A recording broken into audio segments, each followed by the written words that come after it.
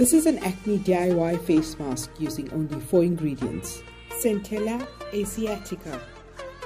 It combats and reduces inflammation, heal wounds and burns, treat psoriasis, reduce swelling in keloids and hypertrophic scars, boosts collagen production.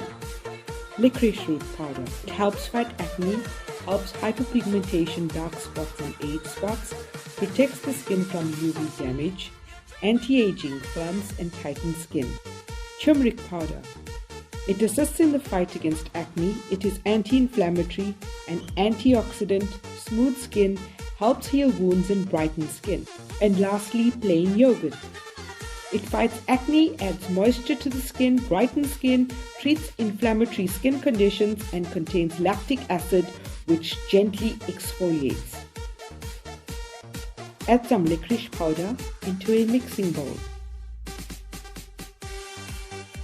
Add the same amount of centella powder. Add less than half that amount of turmeric powder. If you add too much, it's going to stain your skin yellow. Add yogurt and mix to form a paste. This can be applied 2 to 3 times a week. Get your DIY supplies at www.shadikskin.co.za.